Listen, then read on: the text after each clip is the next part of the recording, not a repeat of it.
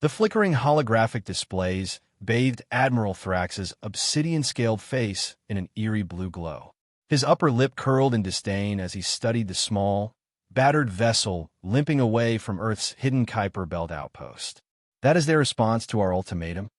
Thrax's voice was a metallic rasp that sent his bridge officer's spine straightening. A single transport vessel? And an obsolete one at that. His second-in-command, Sub-Admiral Vex, approached with practiced caution. "The vessel appears to be a modified Helios-class cargo hauler, Lord Admiral. Approaching 30 Earth years in service. Minimal weapons, outdated shielding." Thrax's amber eyes narrowed. "Forward the visual feed to the command staff. Let them bear witness to humanity's desperation." The image of the small ship, patched with mismatched hull plates, its propulsion systems emitting sporadic energy signatures, broadcast across Expeditionary Fleet 7. Laughter rippled through the Cathar vessels, 1,000 warships strong, each capable of reducing a small moon to rubble. "Even for humans, this is pathetic," Thrax announced to his bridge. "They send a piece of garbage to face the might of Cathar? Record this message for broadcast to their outpost." Thrax rose to his full height, the ceremonial blades adorning his command armor catching the light. "Humans of the frontier territories, your leadership has responded to our cleansing declaration with insult. This scrap heap will be destroyed as a prelude to our main objectives. Any further resistance will be met with additional consequences. The Cathar Empire has spoken." As the message transmitted, Thrax retook his command throne. "Dispatch the hammer to eliminate this nuisance. No need to waste the fleet's time. Should we capture survivors for interrogation, Lord Admiral?" Vex inquired. Thrax waved a dismissive, taloned hand. "For what purpose? What could the crew of such a vessel possibly know that would be of value? No, Vex. Let them become cosmic dust. A quick death is more mercy than they deserve for this pathetic display." Unaware of Thrax's contempt, Captain Anya Sharma stood on the bridge of the vessel in question, officially designated ECS-217, but nicknamed the Wanderer by its small crew. The retrofitted cargo hauler shuddered as its ancient propulsion system strained against vacuum. "Status report," Anya demanded, her voice calm despite the chaos of blinking warning lights and stressed metal groaning around them. Lieutenant Kai Renner, the young navigation officer, looked up from his console with barely concealed anxiety. "We've cleared the concealment field, Captain. Cathar vessels are tracking us." "All of them?" Anya nodded, her close-cropped black hair barely moving with the gesture. The scar bisecting her right eyebrow, a souvenir from the incident that had ended her fighter pilot career, tightened as she frowned. "Exactly as expected," she responded. "Dr. Thorne, what's our engine status?" From the engineering station, a tall, gaunt man with wild silver hair glanced up, his pale blue eyes feverish with concentration. Dr. Eris Thorne barely acknowledged the captain, his fingers dancing across holographic controls that only he seemed to fully understand. "CREs? Dormant. Conventional drives at 62% capacity. Maintaining our wounded animal signature profile." A strange smile played at the corners of his thin lips. "They're watching us bleed." "Jinx," Anya called to the ship's chief engineer, who was monitoring systems from a jury-rigged auxiliary panel. "How's our structural integrity?" The grizzled engineer, whose real name hadn't been used in so long even he sometimes forgot it, wiped grease from his perpetually dirty hands onto his equally stained coveralls. "She's holding, Captain, but I wouldn't recommend pushing beyond 70% on the conventional drives. The vibrations might trigger some of Dr. Thorne's sensitive equipment." That earned a sharp look from Thorne, who seemed personally offended by the engineer's characterization of his creation. Anya moved to the tactical display, studying the approaching Cathar formation. Earth Command's intelligence had been correct. The entire 7th Expeditionary Fleet had been deployed, a massive overkill response to Earth's refusal to abandon the contested territories. The official Earth government had already begun evacuations and issued conciliatory statements. But behind closed doors, Operation Ashenvale had been activated. A desperate gamble with the Wanderer as its unlikely centerpiece. Captain, Kai interrupted her thoughts. We're receiving a transmission from the Cathar flagship. Anya nodded. Put it through. Admiral Thrax's scaled visage appeared on the main view screen. His expression one of supreme contempt as he delivered his message. When it concluded, Anya allowed herself a small smile. Thoughts, people? She asked her bridge crew. Kai's face had paled. They're sending the Hammer for us. That's one of their heavy cruisers. A compliment, Anya replied. They could have dispatched a much smaller vessel. Or none at all, added Jinx grimly. They could have just ignored us entirely. Dr. Thorne had stopped his work and was staring at the tactical display with unnerving intensity. Their arrogance is perfect, he whispered. Their confidence in their technology, their dismissal of anything that doesn't align with their understanding of physics. It's exactly what the CRE requires. Anya crossed to the engineering station. Dr. Thorne, I need absolute clarity here. Will your chaos resonance engine work as advertised? Thorne's eyes never left the display as he answered. Captain, work as advertised is a simplistic way to frame what will happen. The CRE doesn't destroy in any conventional sense. It subverts. It creates a localized field where certain physical constants become negotiable. In English, Dr. Thorne finally looked at her. It will make their precious ordered systems turn against themselves. The more advanced their technology, the more catastrophic the effect. Their shields will fail. Their weapons will backfire. Their hulls will reorganize at the atomic level. And what about us? Anya pressed. What happens to the Wanderer when you activate that thing? A shadow passed over Thorne's features. That depends on how much power we channel through it. At minimum levels, minimal risk. At maximum, he trailed off. Jinx snorted. At maximum, we better hope our atoms like each other enough to stay together. Encouraging, Anya said dryly. She returned to her command chair. All right, people. This is what Earth Command sent us to do. Let's play the wounded prey a while longer. Kai, plot an evasive course, but make it look desperate, unplanned. Jinx, I want random power fluctuations. Dr. Thorne, prepare the CRE for a minimal test on my command. As her crew acknowledged their orders, Anya silently studied the approaching Cathar vessel. The Hammer was a sleek predator of metal and energy, bristling with weapons that could vaporize the Wanderer with a single shot. 6 months ago, Anya had been counting the days until retirement, her career in shambles after the disputed incident that had cost her squadron. Now, she commanded a suicide mission with a theoretical weapon and a skeleton crew of outcasts. Dr. Thorne, she said quietly, if your CRE fails, we'll have about 3 seconds to contemplate our mistake before the Hammer turns us to atoms. Thorne's unervingly serene smile returned. If it fails, Captain, I suspect we won't have any time at all. But it won't fail. The Cathar believe the universe operates according to immutable laws. The CRE will show them the universe has a sense of humor. The Cathar's Hammer approached with the predatory grace of an absolutely confident hunter. Its forward batteries glowed with gathering energy, preparing to dispatch the pitiful human vessel with overwhelming force. They're powering weapons, Kai reported, his voice cracking slightly. Evasive pattern Delta, Anya ordered. Make it look like we're trying to run, but don't know how. The Wanderer lurched awkwardly, its movements jerky and panicked to outside observers. On the Cathar cruiser, weapons officers likely smirked at the pathetic escape attempt.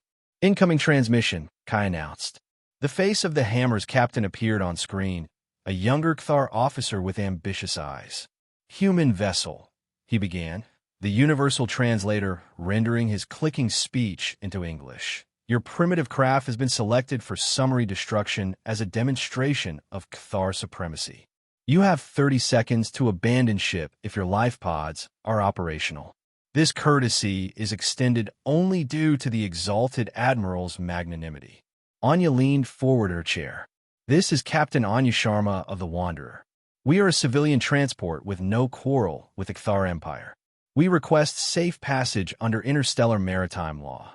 The Cathar captain's mandibles twitched in what might have been amusement.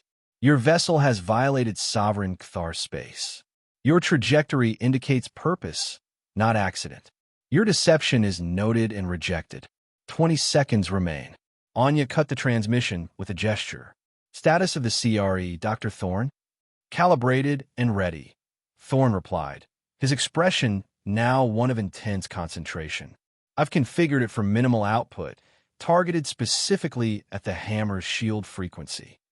Fire control locked onto us, Kai warned. 10 seconds until they're in optimal firing range. Anya took a deep breath. All hands brace for impact. Activate emergency harnesses. As restraints deployed around each crew member, she nodded to Dr. Thorne. On my mark, activate the CRE. The hammer closed to firing range, its forward batteries pulsing. With deadly energy. They're firing. Kai shouted. Anya's voice cut through the panic. Now, Dr. Thorne. Thorne's long fingers activated a sequence on his console. For a moment, nothing seemed to happen. Then a subtle vibration passed through the Wanderer. Not violent, but deeply unsettling, like the feeling of someone walking over your grave. The hammer's energy weapons discharged, sending lances of destructive force toward the Wanderer. But as they approached, something changed.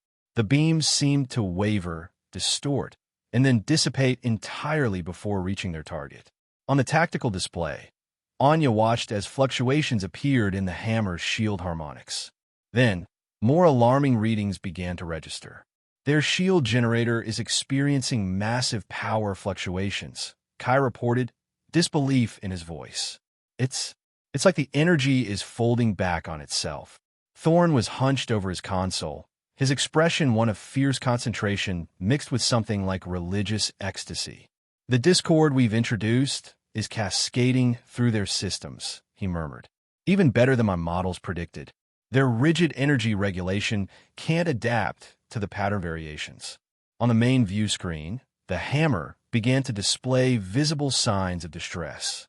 Its shields flickered erratically, sections of hull plating vibrated at frequencies that made them appear blurred to the naked eye. They're hailing us, Kai said. The Kthar captain appeared again, but this time his composure had vanished. Behind him, bridge officers rushed frantically between stations as alarms blared. What have you done? He demanded, mandibles clicking in agitation. What weapon is this? Anya offered no response, giving a gesture to end the transmission. Dr. Thorne, what exactly is happening to their ship? She asked. Thorne never looked up from his readings. The CRE creates a field of localized chaos, a bubble where probability functions become unpredictable. Their shields operate on perfectly regulated energy harmonics. The chaos field is causing those harmonics to develop interference patterns that amplify unstably. In English, Dr. Jinx growled. Their shields are eating themselves, Thorne replied impatiently, and the process is spreading to connected systems. On the view screen, the hammer's predicament worsened.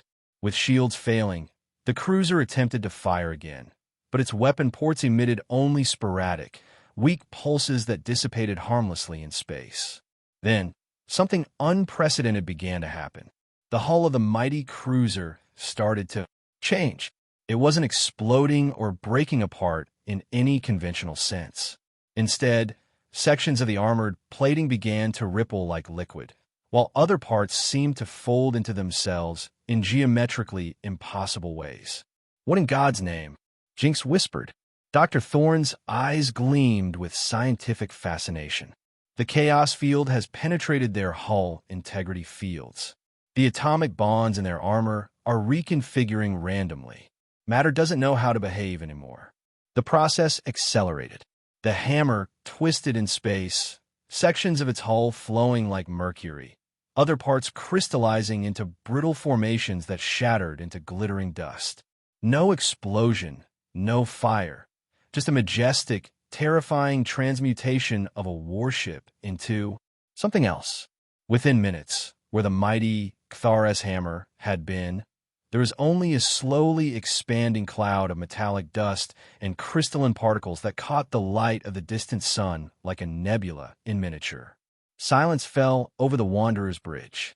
Even Dr. Thorne seemed momentarily awed by what they had witnessed. Kai was the first to speak.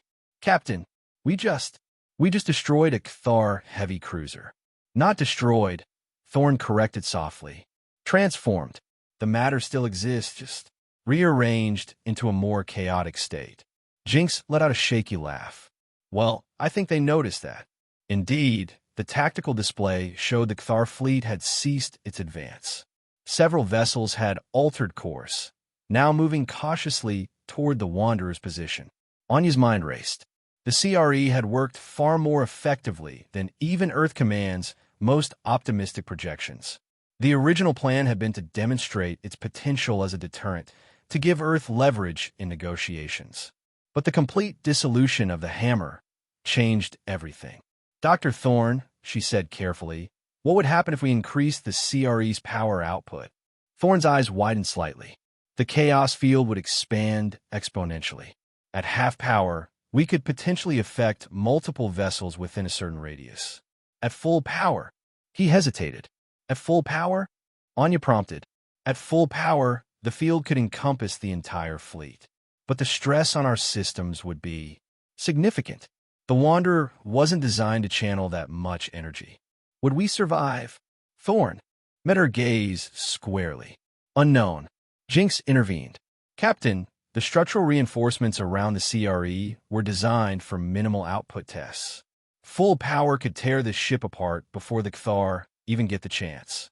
Anya stood and approached the tactical display. The Cathar fleet was reorganizing, dozens of vessels now on intercept courses. Admiral Thrax would not make the same mistake twice. The next attack would come from multiple vectors with overwhelming force. Dr. Thorne, prepare the CRE for maximum output, she ordered. Captain, Kai began to protest. This is what we came here to do, Lieutenant. Anya cut him off. We've been given a chance to change the balance of power in a single stroke. I intend to take it. She turned to face her small crew. I won't order any of you to stay. The escape pods might give you a chance if you leave now. The Cathar will be focused on us. Jinx snorted. And miss watching the doctor's science experiment? Not a chance, Captain. After a moment, Kai nodded grimly. I'll stay. Someone needs to keep us pointed in the right direction. Dr. Thorne didn't even acknowledge the offer to leave, already deep in calculations as he reconfigured the CRE for full power. Anya returned to her command chair. Kai, set course directly for the center of their formation. Jinx, divert all power from non-essential systems to structural integrity and the CRE. Let's go down their throat. The Wanderer's engines flared to life, all pretense of damage now abandoned as the small vessel accelerated toward the heart of the Cathar fleet. On the Cathar flagship, Admiral Thrax raged. The impossible destruction of the hammer had transformed his contempt into furious disbelief. All vessels converge and destroy that ship, he commanded. Maximum firepower, overlapping fields of fire. Nothing is to remain. Vex approached cautiously. Lord Admiral, perhaps we should analyze what happened to the hammer before. Thrax rounded on his second-in-command, amber eyes blazing. Are you suggesting we flee from a single human vessel? A glorified cargo hauler? The Empire would never recover from such humiliation. No, Lord Admiral. Vex retreated hastily. I merely suggest caution. The weapon they deployed was unlike anything in our records.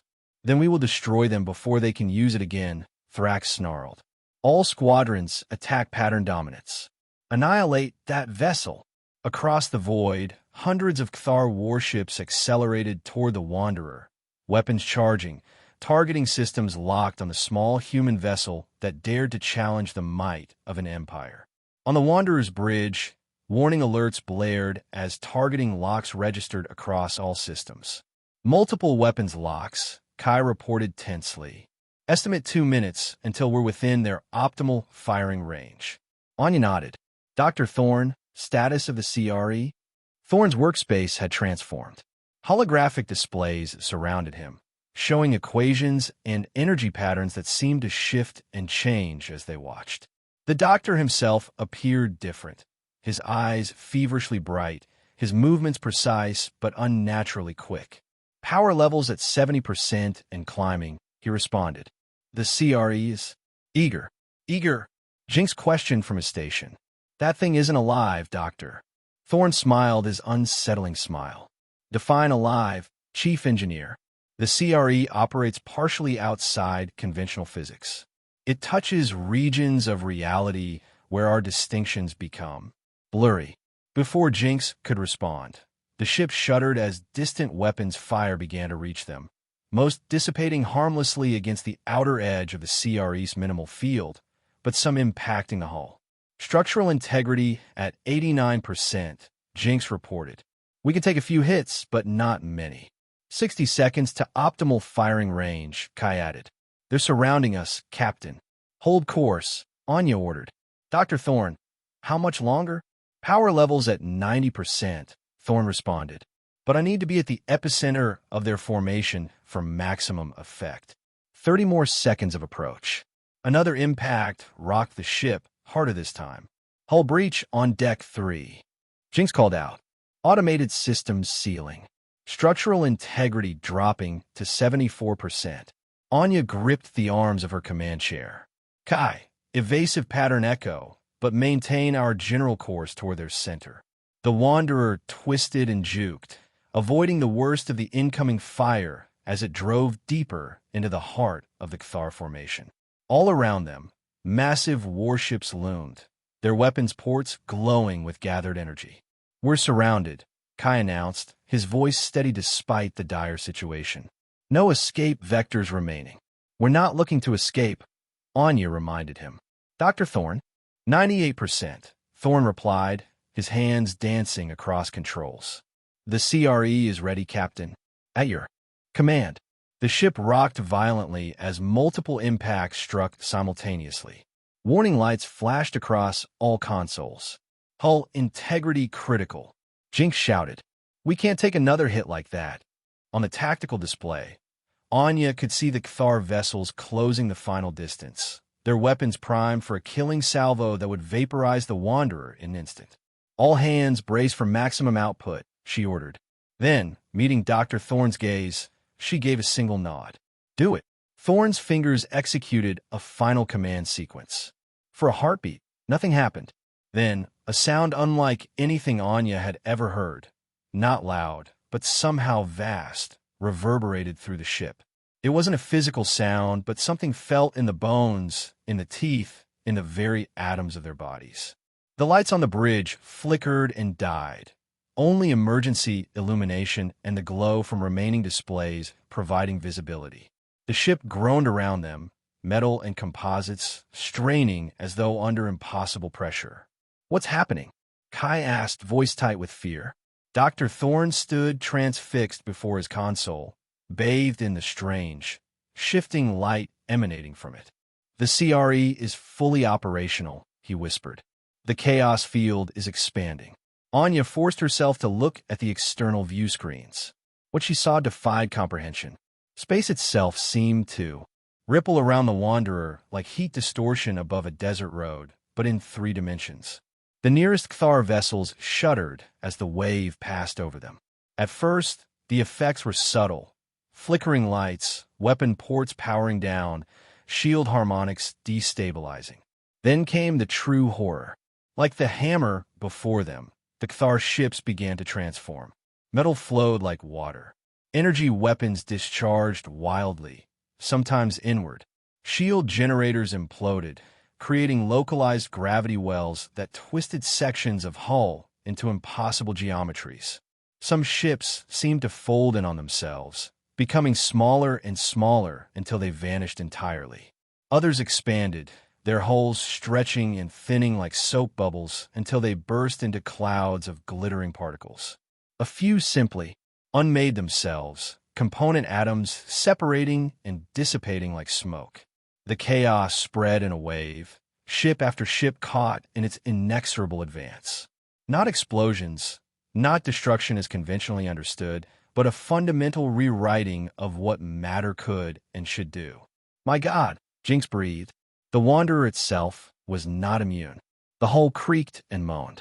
Displays flickered with impossible readings. For several terrifying moments, Anya felt her own body become uncertain, as though her atoms were contemplating new arrangements. Dr. Thorne, status, she demanded, fighting to keep her voice steady. Thor didn't answer immediately. His eyes were fixed on his displays, his expression one of transcendent wonder. When he finally spoke, his voice had a strange, echoing quality. Beautiful, perfect chaos. The CRE is exceeding all parameters. The field has encompassed approximately 60% of their fleet and continues to expand. What about us? Anya pressed. The Wanderer can't take much more of this. Thorn's gaze reluctantly shifted from his displays to meet hers. We are at the eye of the hurricane, Captain. The chaos surrounds us, but does not yet consume us. I configured a buffer of sorts, but it's imperfect, temporary. Another violent shudder ran through the ship. Systems sparked and failed across the bridge. Structural integrity below 40%. Jinx reported grimly. We're coming apart, Captain. Anya made her decision. Dr. Thorne begins shutdown procedures. Captain, Thorne began to protest. That's an order, Doctor. We've accomplished our mission. Shut it down before we join the Cthar in whatever hell you've created for them. For a moment, it seemed Thorne might refuse. His eyes held a feverish light, his fingers hovering possessively over his controls. Then, with visible reluctance, he initiated a shutdown sequence. Powering down, he announced, each word seemingly painful to him. Field contraction beginning. The unnatural vibrations running through the Wanderer gradually subsided. The view screens stabilized enough to show the devastation surrounding them. Where the mighty Cthar 7th Expeditionary Fleet had been, there was now a vast, glittering cloud, dust and particles catching the light like a nebula. A few vessels at the outermost edges appeared partially intact, though heavily damaged, their systems dead or failing. Status report. Anya ordered, her voice hoarse. Kai, looking shell-shocked, checked his displays. No functional Cthar vessels within sensor range. We're surrounded by debris, or what used to be debris. I don't even know how to classify most of what I'm seeing. Engineering status? Jinx grimaced. Main power at 28%. Structural integrity holding, barely. We've got hull breaches on decks 2 through 5, but emergency containment is functioning. Life support stable on the bridge and engineering sections. He rubbed a hand over his face. It's a miracle we're still in one piece, Captain.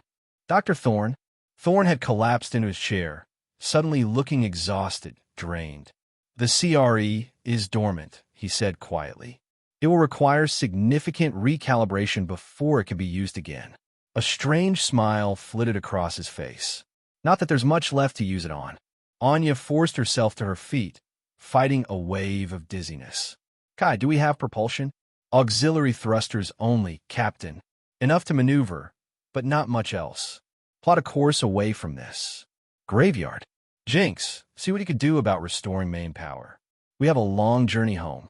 As her officers acknowledged their orders, Anya moved to the main view screen, still displaying the cosmic dust that had once been hundreds of warships and thousands of Cthar warriors. The scope of what they had done began to settle on her shoulders like a physical weight. We've changed everything, she murmured, not realizing she'd spoken aloud until Dr. Thorne appeared beside her. Yes, he agreed, his voice unnaturally calm. The galaxy will never be the same. The Cthar believe their technology, their understanding of physics, made them invincible. We've introduced doubt into their empire. Devastating doubt. Anya studied the scientist's face. Are you all right, Doctor? Thorne considered the question with scientific detachment. I experienced a momentary connection with the CRE at maximum output. It was illuminating. I saw possibilities I hadn't considered, variations on the core principles that could. He trailed off, seeming to catch himself. I will recover, Captain. The experience was intense, but not permanently damaging. Somehow, Anya doubted that. Something had changed in Thorne, something fundamental. But that was a problem for another day. Captain, Kai called from his station. I'm detecting a transmission. It's weak, distorted, but it appears to be coming from one of the partially intact Cthar vessels. Put it through, Anya ordered. The view screen flickered, displaying a scene of devastation. The Cthar bridge was in ruins, emergency lighting casting red shadows over twisted metal and broken equipment. In the center stood Admiral Thrax, or what remained of him. Parts of his exoskeleton had melted and reformed in ways that should have been fatal. Yet somehow he still lived, still functioned. This is not war. Thrax's distorted voice came through static. This is judgment. You have unleashed the unmaking. The Admiral's partially melted face leaned closer to whatever was transmitting his image. What are you? Anya stepped forward. We are humanity, Admiral. We warned you not to underestimate us. Thrax made a sound that might have been laughter, might have been agony. The Empire will come for you. With everything we have. Then they'll end up like you. Anya replied coldly. Return to your Empire, Admiral. Tell them what happened here. Tell them about the scrap ship that turned your Armada to ash. The transmission cut off abruptly. Whether Thrax had terminated it or his systems had finally failed, Anya couldn't tell. Are there any survivors we should attempt to rescue? She asked Kai. The lieutenant checked his sensors. A few life signs on the damaged vessels, but he hesitated. Captain, the readings are erratic. Whatever the CRE did to their ships, it affected the crews as well. I don't think they're entirely Kthar anymore. Anya closed her eyes briefly. One more horror to add to their tally. Note their positions in the log. We'll transmit the coordinates to command. They can decide what to do. Course plotted, Captain, Kai reported. Estimated journey time to Earth space at current speed, approximately 3 weeks. Make it so, Anya ordered, returning to her command chair. And transmit a compressed data packet to Earth Command. Tell them Operation Ashenvale was successful beyond all projections. As the Wanderer limped away from the cloud of glittering dust that had once been a mighty fleet, Anya contemplated what awaited them. Heroes' welcomes? Classified debriefings and sworn secrecy? Or perhaps something darker? Quarantine, study, even imprisonment for wielding a weapon too terrible to acknowledge? The 3-week journey home passed in a blur of emergency repairs and uneasy silence. The Wanderer's crew moved through their duties like ghosts, each processing in their own way what they had witnessed and participated in. Dr. Thorne spent most of his time in isolated contemplation, occasionally emerging to make cryptic notes or stare out at the stars with unervingly focused eyes. When they finally reached Earth space, they were met not by a public reception, but by a small flotilla of unmarked military vessels that escorted them to a secluded orbital facility. As the Wanderer docked, Anya gathered her small crew. Whatever happens next, she told them, remember that we saved Earth from subjugation or worse. Whatever price we pay personally, that fact remains. They disembarked to find grim-faced security personnel and scientists in containment suits waiting for them. Each crew member was separated, led to isolation chambers for debriefing and medical evaluation. Weeks passed. Anya learned little of Earth's official response to the Kthar incident.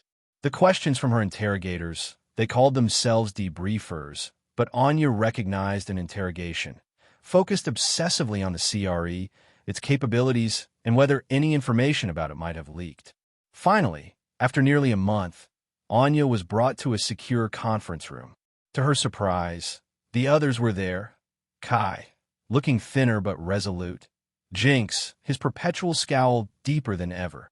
And Dr. Thorne, strangely serene despite the circumstances. A panel of senior military and civilian officials faced them.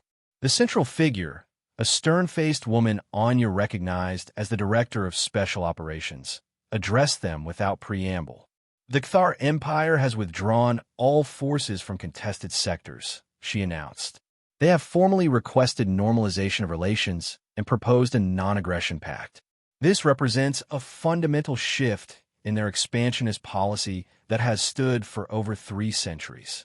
She paused, studying each of them. Officially, the incident that precipitated this change was a catastrophic reactor failure in their fleet. A tragic accident that cost them nearly 1,000 ships and untold lives. The official record will reflect this version of events. Jinx made a disgusted noise, but said nothing. Unofficially, The director continued. You four have changed the balance of power in this sector of the galaxy. The question now becomes, what do we do with you and your knowledge? You mean, are we too dangerous to let loose? Anya stated flatly. The director's expression didn't change. Precisely, Captain Sharma. The CRE represents power that could destabilize not just interstellar politics, but potentially reality itself, according to our scientists' analysis of your mission data. The CRE was destroyed, Dr. Thorne said quietly. All eyes turned to him in surprise. Explain, demanded one of the officials. The device exceeded design parameters at maximum output, Thorne continued smoothly. The stress fractured its primary resonance chamber beyond repair. The principles remain valid, but that specific implementation is lost.